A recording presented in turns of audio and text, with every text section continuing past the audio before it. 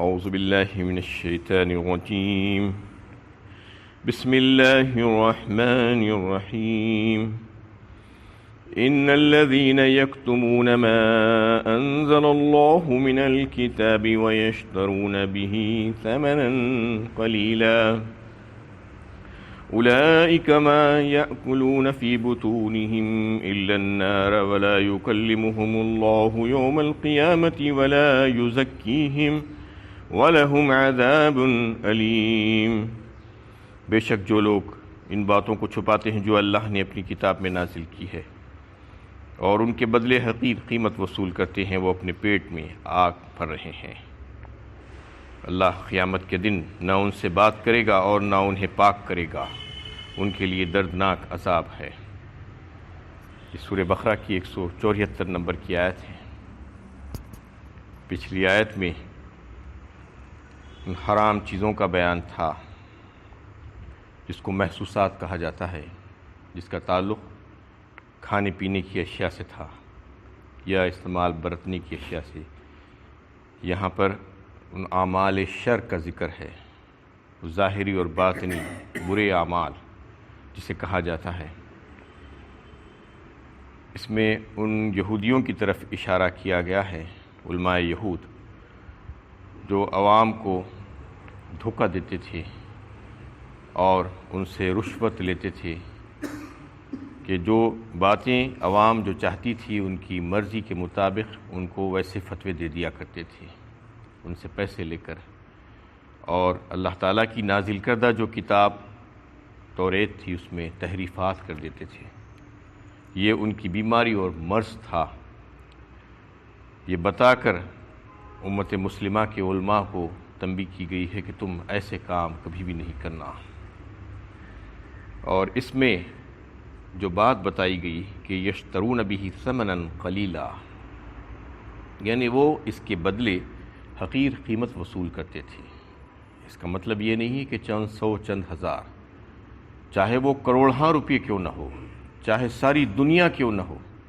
وہ سب کا سب آخرت کے مقابلے میں حقیر ہی ہوگی. اس وجہ سے کہ اللہ تعالیٰ کی نظر میں یہ ساری دنیا آخرت کے مقابلے میں مچھر کے پر کے برابر ہے، اس کی حیثیت. تو اس لیے اگر کوئی یہ سمجھ رہا ہے کہ میں اس سے پیسے کما لے رہا ہوں کچھ نہ کچھ کر کے، تو اس کو سمجھنا چاہیے کہ یہ بہت حقیر فائدہ ہے یہ دنیا کا. اور جو خیانت کر رہا ہے اس کے لیے بڑی سخت وعید آئی ہے اس میں کہ اس قسم کی جو خیانت کرتے ہیں، اللہ کے کلام کی قدر کو نہیں پہچانتے اور اس کے بدلے میں لوگوں سے اپنا مفاد وابستہ کر کے ان سے کچھ نہ کچھ وصول کر لینا چاہتے ہیں، کہ ان کے لیے یہ ہے کہ اولئک ما یأکلون فی بطونہم الا النار. فرمایا اللہ تعالیٰ نے.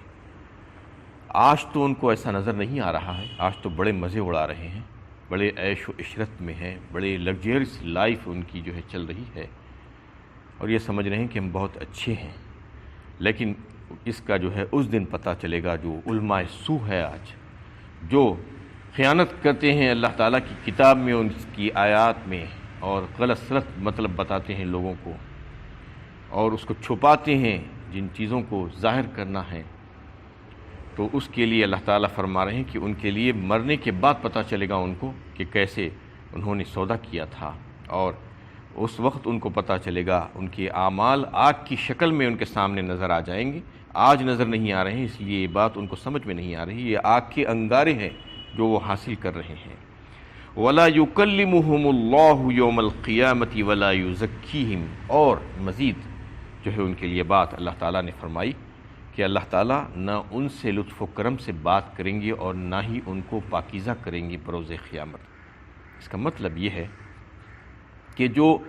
ریلیجس ایکسپلائٹیشن کرتے ہیں جو لوگ، انہیں اپنے آپ کو پیشوا اور رہنما بنا کر لوگوں کے سامنے رکھتے ہوئے غلط سلط باتیں ان کو بتاتے ہیں اور ان کو ان کے سامنے جو ہے یہ باتیں کرتے ہیں کہ تمہیں فکر کرنے کی ضرورت نہیں ہے، تم ہم سے وابستہ ہو جاؤ، ہمارے دامن سے وابستہ ہو جاؤ، ہماری جماعت میں مل جاؤ، ہم تمہیں دیکھ لیں گے، ہم تمہیں اللہ کے عذاب سے بچا لیں گے اور تمہاری سفارش ہم اللہ کے سامنے کر کر تمہیں معاف کرا دیں گے. اللہ تعالیٰ فرما رہے ہیں وہ کیا معاف کرا سکتے ہیں، ان سے تو ہم بات نہیں کریں گے، ان کو منہ نہیں لگائیں گے اور نہ ہی ان کو ہم پاکیزہ کریں گے، خود ان کی معافی نہیں ہونے والی ہے تو وہ دوسروں کی کیا معافی کرائیں گے۔ اس میں اسی کو جو ہے واضح کیا گیا، وَلَا يُكَلِّمُهُمُ اللَّهُ يَوْمَ الْقِيَامَةِ وَلَا يُزَكِّيهِمْ وَلَهُمْ عَذَابٌ أَلِيمٌ فرمایا اس کے بعد، یعنی پھر ان کے لیے تو جو ہے دردناک عذاب تیار ہے، وہ دوسروں کی کیا سفارش کر سکتے ہیں۔ تو یہ جو ہے بات واضح کر دی گئی ان لوگوں کے لیے جو جھوٹے پیشوان ہے اور جو ہے جھوٹے جو لوگ ہیں جو اپنے آپ کو رہبر اور رہنما کے طور پر، پیشوا اور مقتدا کے طور پر لوگوں کے سامنے پیش کرتے ہیں، لیکن ان کا عمل ایسا ہے، یہ عمل جو ہے ان کا بتلا رہا ہے کہ وہ صحیح اور سچے اور اچھے نہیں ہیں۔ اولئک الذین اشتروا الضلالۃ بالہدی والعذاب بالمغفرہ فما اصبرهم علی النار، یہی لوگ ہیں جنہوں نے ہدایت کے بدلے گمراہی اور مغفرت کے بدلے عذاب خریدا، تو یہ آتش جہنم میں کے لیے کتنے بڑے حوصلے کا ثبوت دے رہے ہیں۔ یہ کیسے احمق اور بیوقوف لوگ ہیں، اللہ تعالیٰ فرما رہے ہیں کہ یہ دنیا میں جو ہے دنیا کی زندگی کے لیے یہ کر لیا انہوں نے کہ ہدایت جو ان کو ملی ہوئی تھی تو ہدایت کو چھوڑ کر انہوں نے گمراہی کا راستہ اختیار کیا، اور آخرت میں اگر یعنی ہدایت پر چلتے ہوتے اس دنیا میں تو آخرت میں اللہ تعالیٰ کی مغفرت اور رحمتوں سے فیض یاب ہوتے اور نعمتوں سے، لیکن وہاں پر انہوں نے مغفرت کے بدلے جو ہے عذاب کو خرید لیا۔ یہ کیسے بیوقوف لوگ ہیں۔ فما اصبرهم علی النار، اور پھر آخری میں فرماتے ہیں کہ وہ آگ جس کا وعدہ کیا جا رہا ہے ان لوگوں سے، اس پر کیسے صبر کر لیں گے، جبکہ دنیا کی چھوٹی چھوٹی جو تکالیف تھی اس کو بھی وہ سہ نہیں پاتے تھے اور مشکلات سے جو ہے گھبرا جاتے تھے۔ یہاں پر تو بڑی اچھی اچھی ان کو جو ہے چیزیں چاہیے تھی اور خوشنما چیزیں چاہیے تھی، آرام کی چیزوں کی طلب کرتے تھے، اور وہاں کی آگ کو انہوں نے بھلا دیا، جبکہ وہ آگ 70 گنا زیادہ تبش والی آگ ہوگی دنیا کے مقابلے میں، اللہ کے نبی صلی اللہ علیہ وسلم کا فرمان ہے۔ تو پھر اس آگ کو انہوں نے چھوٹا سمجھا اور اس پر صبر کر لینے کے لیے راضی ہو گئے۔ ذَلِكَ بِأَنَّ اللَّهَ نَزَّلَ الْكِتَابَ بِالْحَقِّ وَإِنَّ الَّذِينَ اخْتَلَفُوا فِي الْكِتَابِ لَفِي شِقَاقٍ بَعِيدٍ، یہ اس لیے کہ اللہ نے کتاب حق کے ساتھ نازل فرمائی، لیکن جن لوگوں نے کتاب میں اختلاف کیا وہ مخالفت میں بہت دور نکل گئے۔ اس میں ان لوگوں کا تذکرہ ہے کہ اللہ تعالیٰ نے جو آسمانی کتابیں نازل فرمائی تھی اہل کتاب کے لیے، توریت اور انجیل اور دیگر کتابیں، اس میں ان لوگوں نے ایسی ایسی تحریفات کر دی اور ایسی ایسی چیزیں ملا ڈالی، گڈ مڈ کر دیا کہ لوگوں کو معلوم کرنا مشکل ہو گیا کہ اللہ تعالیٰ نے کن چیزوں کو حلال کیا ہے اور کن چیزوں کو حرام کیا ہے۔ اس لیے قول فیصل کے طور پر ایک جو ہے کتاب پھر سے اللہ تعالیٰ نے آخری کتاب نازل فرمائی، قرآن کریم۔ اس میں ہر چیز کا تصفیہ کر دیا گیا اور فرقان ہے، وہ حق و باطل کی تمیز کرنے والی کتاب ہے۔ اس میں کسی قسم کی کوئی آمیزش کی گنجائش نہیں رکھی ہے اللہ تعالیٰ نے۔ اس میں بتا دیا گیا ہے کہ یہی کتاب ہے جو ہے وَإِنَّ الَّذِينَ اخْتَلَفُوا فِي الْكِتَابِ لَفِي شِقَاقٍ بَعِيدٍ، اگر اس کتاب کے آنے کے بعد بھی لوگ اس میں اختلاف کر رہے ہیں تو پھر سمجھ لینا چاہیے کہ وہ حق سے بہت دور نکل گئے ہیں، اب ان کو ہدایت نہیں مل سکتی، کیونکہ ہدایت کے لیے یہ آخری کتاب تھی جو قیامت تک کا لوگوں کو یہی کتاب سے ہدایت ملتی رہے گی، اور اگر اس میں بھی کوئی اختلاف کرتا ہے تو پھر سمجھنا چاہیے کہ اب اس کو ہدایت کا راستہ اس کے لیے بند ہو گیا ہے۔ لَيْسَ الْبِرَّ أَن تُوَلُّوا وُجُوهَكُمْ قِبَلَ الْمَشْرِقِ وَالْمَغْرِبِ وَلَكِنَّ الْبِرَّ مَنْ آمَنَ بِاللَّهِ وَالْيَوْمِ الْآخِرِ وَالْمَلَائِكَةِ وَالْكِتَابِ وَالنَّبِيِّينَ وَآتَى الْمَالَ عَلَى حُبِّهِ ذَوِي الْقُرْبَى وَالْيَتَامَى وَالْمَسَاكِينَ وَابْنَ السَّبِيلِ وَالسَّائِلِينَ وَفِي الرِّقَابِ وَأَقَامَ الصَّلَاةَ وَآتَى الزَّكَاةَ وَالْمُوفُونَ بِعَهْدِهِمْ إِذَا عَاهَدُوا وَالصَّابِرِينَ فِي الْبَأْسَاءِ وَالضَّرَّاءِ وَحِينَ الْبَعْثِ أُولَئِكَ الَّذِينَ صَدَقُوا وَأُولَئِكَ هُمُ الْمُتَّقُونَ۔ نیکی یہ نہیں کہ تم اپنا رخ مشرق یا مغرب کی طرف کر لو، بلکہ نیکی یہ ہے کہ آدمی اللہ، یوم آخر، ملائکہ، کتاب الہی اور نبیوں پر ایمان لائے، اور اپنا مال اس کی محبت میں قرابت داروں، یتیموں، مسکینوں، مسافروں اور مانگنے والوں پر نیز گردنیں چھڑانے میں خرچ کرے، نماز قائم کرے اور زکوٰۃ دے، جب عہد کرے تو اسے پورا کرے، اور تنگی و تکلیف میں اور جنگ کے موقع پر ثابت قدم رہیں۔ یہی لوگ ہیں جو سچے ثابت ہوئے ہیں، اور یہی لوگ در حقیقت متقی ہیں۔ اس آیت میں سب سے پہلے تو یہ بات بتائی گئی۔ تحویل قبلہ کا جو واقعہ پیش آیا تھا، بیت المقدس سے بیت اللہ کی طرف مسلمانوں کے قبلے کو تبدیل کر دیا گیا، تو یہود و نصارہ اور مشرکین ہمیشہ اس بات کی فکر میں رہتے تھے کہ کہاں پر مسلمانوں کے اوپر اور اسلام کے اوپر جو ہے عیب جوئی کرنے کا موقع مل جائے گا، ہم کو اعتراض کرنے کا موقع مل جائے گا اور ہم فوراً اعتراض کر دیں گے۔ بس جیسے ہی قبلے کی تبدیلی کا واقعہ پیش آیا، حکم آیا، انہوں نے نبی صلی اللہ علیہ وسلم پر اور اسلام پر اعتراضات کرنے شروع کر دیے کہ یہ کیا بات ہے کہ بار بار قبلے کی تبدیلی آخر کیوں ہو رہی ہے۔ اس بحث کو اللہ تعالیٰ نے اس طریقے سے کچھ باتیں بتا کر فوراً اس کو ختم کر دیا کہ دیکھو تمہارا حال تو یہ ہے کہ تم بالکل دین کو ایک رسومات کا مجموعہ بنا کر رکھ دیے ہو اور یہ سمجھ رہے ہو کہ بس انہیں جہتوں اور سمتوں ہی میں جو ہے دین کو سمیٹ کر رکھ دیا ہے تم نے، اس کی کوئی اہمیت نہیں ہے۔ دیگر اسلام میں اور دین میں جو ہے بہت سے دوسرے احکامات بھی ہیں جس پر عمل کرنا ضروری ہے، لہٰذا تمہیں جس طرف رخ کرنے کا حکم دیا گیا ہے اس کی طرف رخ کر لینا، جو حکم تمہیں دیا گیا ہے اس کی تعمیل کر لینا اور اللہ تعالیٰ کی اطاعت کرنا، یہی نیکی ہے اور یہی ثواب کا باعث ہے۔ ہاں رہا مشرق اور مغرب کا معاملہ، شمال اور جنوب کا معاملہ، تو بذات خود اس میں کچھ بھی نہیں ہے، کوئی ایسی بات نہیں ہے۔ اللہ تعالیٰ نے پہلے بیت المقدس کو یعنی قبلہ بنانے کے لیے حکم دیا تھا تو اس میں ثواب تھا اور اس میں نیکی تھی۔ اب تمہیں حکم دیا جا رہا ہے کہ بیت اللہ کو قبلہ بنایا جائے، تو اب اس میں نیکی اور ثواب ہے، لہٰذا تمہیں چاہیے کہ ایک فرمانبردار غلام کی طرح جیسا حکم ملے ویسا اس کی تعمیل کرے اور یہ سمجھ لے کہ اسی میں تمہارے لیے خیر ہے اور نیکی ہے اور بھلائی اور جو ہے ثواب ہے۔ اور پھر اس میں یہ بات بتائی گئی کہ نیکی کیا ہے۔ اصل میں نیکی کا ایک جامع تصور اللہ تعالیٰ نے اس میں بیان کیا ہے، کیونکہ نیکی کے مختلف تصورات لوگوں کے دلوں میں پائے جاتے ہیں۔ معاشرے میں اگر آپ دیکھیں تو پتہ چل سکتا ہے کہ مختلف قسم کے لوگ ہیں، مختلف ان کے ذہن ہیں، اور کوئی کچھ کر کے یہ سمجھتا ہے کہ میں بڑا نیک ہوں، کوئی کچھ کر کے یہ سمجھتا ہے کہ میں بڑا نیک ہوں۔ تو یہ نیکی کے تصور کو اللہ تعالیٰ نے اس میں واضح فرمایا، بر کہتے ہی نیکی کو۔ تو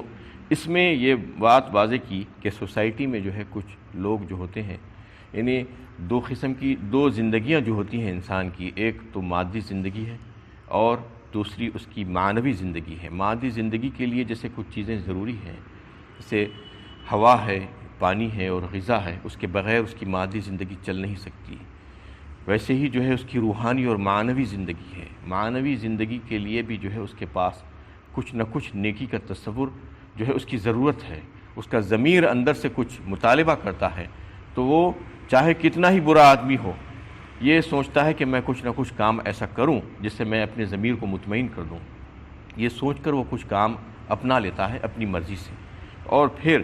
اس کو ریشنلائز کرنے کے لیے، اس کو جسٹیفائی کرنے کے لیے اپنے ایکٹ کو، اپنے عمل کو کہتا ہے کہ میں جو ہے اگر کچھ برے کام بھی کر رہا ہوں تو دیکھو میں کچھ اچھے کام بھی تو کر رہا ہوں، یہ کہہ کر اپنے آپ کو مطمئن کرنے کی کوشش کرتا ہے۔ تو معاشرے میں اگر آپ دیکھیں تو ہر قسم کا، ہر طبقہ میں جو ہے کچھ نہ کچھ نیکیاں اور اچھائیاں بھی پائی جاتی ہیں،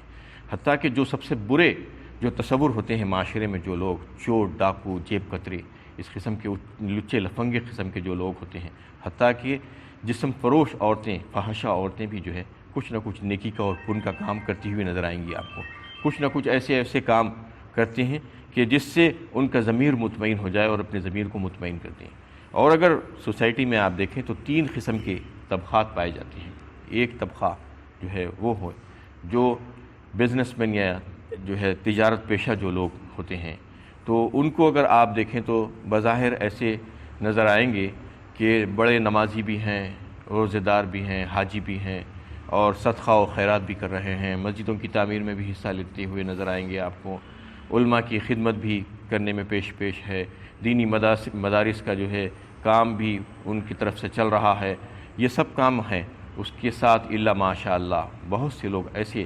جو ہے آپ کو نظر آئیں گے کہ ٹیکس چوری کر رہے ہیں، حساب میں خرد بٹ کیا جا رہا ہے، اسمگلنگ بھی ہو رہی ہے اور ذخیرہ اندوزی بھی ہو رہی ہے۔ اس قسم کے بہت سے ایسے کام ہیں جو اللہ تعالیٰ کو سخت ناپسند ہے، غضب میں لانے والے کام ہیں۔ سودی لین دین بھی چل رہا ہے، سودی قرض بھی چل رہا ہے، ملاوٹ بھی چل رہی ہے،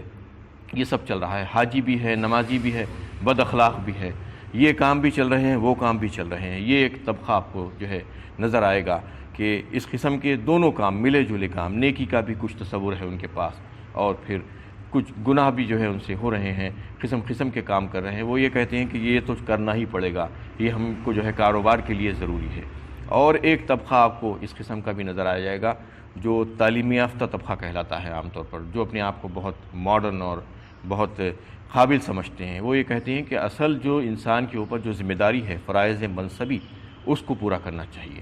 رہا وہ معاملہ جو عبادات سے متعلق ہے، نماز روزہ وغیرہ، یہ تو اس کا نجی معاملہ ہے، اور یہ اگر وہ کرتا ہے تو اس کو فائدہ ہوتا ہے، اس کو ثواب ملے گا، اور اگر نہیں کرا تو بھی اس کا یہ اپنا ذاتی معاملہ ہے، کسی کو اس کے بارے میں بولنے کی ضرورت نہیں ہے۔ یہ وہ لوگوں کے خیالات ہوتے ہیں کہ فرض منصبی جو ذمہ داری ہے، جو بیوی بچوں کی ذمہ داری یا اور کچھ ذمہ داریاں آپ کے اوپر جو آپ نے لے لی ہے، اس کو پورا کرنا یہ اصل ہے، دوسری چیزیں اصل نہیں ہیں۔ یہ نیکی کا تصور وہ ہے ان لوگوں میں پایا جاتا ہے، اور کچھ افراط و تفریط میں پڑے ہوئے کچھ لوگ ہیں، یہ یعنی رسمی طور پر دین کو انہوں نے رکھ کر چھوڑ دیا ہے، اور فارمالٹیز آپ دیکھیے کہ بڑی پابندی کے ساتھ کرتے ہیں۔ بظاہر جو ہے عبادات بھی ہیں، بظاہر جو ہے ظاہر جو چیزیں ہیں اسلام کی، دین کی، وہ سب چل رہی ہیں، لیکن اس کی روح کو نہیں سمجھے ہیں۔ اصل میں جو ہے دین کی روح کیا ہے؟ تقوی، پرہیزگاری، اس پہ بنیاد کا جو ہے اسلام کی روح ہے۔ ہر عبادت میں آپ دیکھیے کہ اس میں اللہ تعالیٰ بار بار یہی کرتے ہیں کہ لعلکم تتقون، تاکہ تم کو تقوی حاصل ہو جائے، تاکہ تم پرہیزگار ہو جاؤ،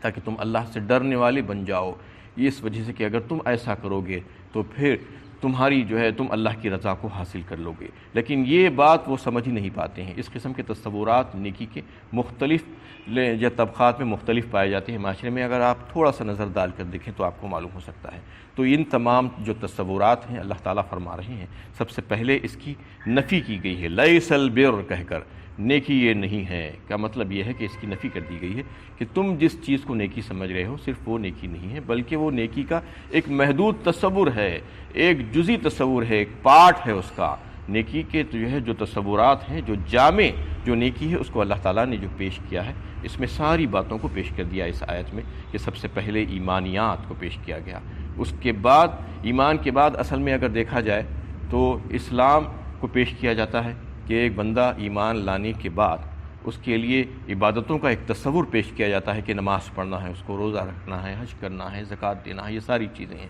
لیکن یہاں پر اس کو تھوڑا سا مؤخر کیا گیا ہے، اور اس سے پہلے جو ہے خدمت خلق کی بات آ گئی ہے، حقوق العباد، حقوق اللہ کو تو تھوڑا سا آگے بڑھایا گیا ہے، اور حقوق العباد کو پہلے لایا گیا ہے۔ یہاں پر ایمانیات کے فوراً بعد لا کر یہ بتایا گیا ہے کہ یہ سب سے زیادہ ضروری ہے تمہارے لیے،